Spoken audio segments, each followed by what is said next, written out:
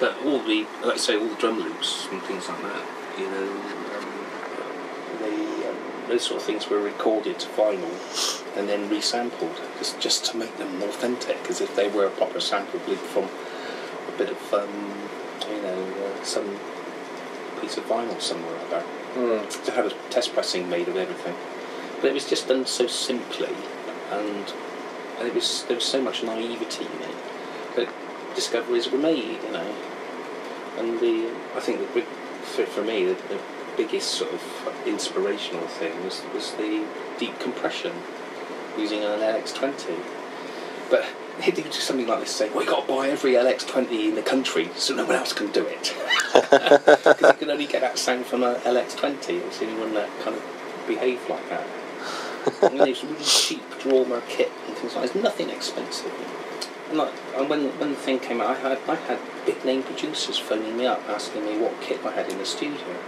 And I said, well, nothing. You know, they all thought that something special existed in the studio to create the sound. And I said, no, it's just people just being naive. You know, your average engineer wouldn't do anything like that with a compressor, but they thought, oh, that sounds right, we'll keep that. You know.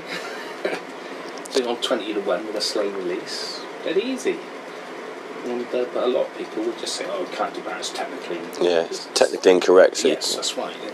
And it's when people start imposing rules, that's when they lock themselves out of a lot of discoveries. Yeah. And I found that with classical music and composition. There's so many rules like that. You don't suppose you ever watch that Howard Goodall thing, Tony? Because he made that point about a lot of sort of early days of classical composition, is that there are people that came to it who hadn't gone to the conservatoires and things like that. They brought new ideas. And I thought, yes, it's a very, very good point. How people are set in their ways before they even start their careers, because they've been bind with a set of rules which they dare not or attempt to get around or even to ignore. And I think that's such a limitation. First thing you do is rip out the rule book. Yeah. Otherwise, how would anything happen? How would you progress? You know, all of evolution is down to mistakes. Yeah. And down to the fact that there are going to be imperfect copies of things. You know?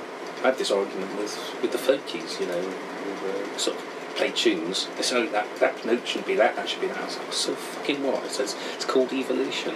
You know, you go to another part of the country and they play it completely different. The biggest problem is there's this website called The Session, where someone's put all around the world now, they put all these tunes in the musical notation on this, and it's now like the yardstick for referring to everything. So it's unifying things, and it's taken away this the sort of diversification that you have in it. So, well, that's going the way of so many other kinds of music, because it's kind of made it fall where it should be free and always open to interpretation, bringing in new sounds and things like that. And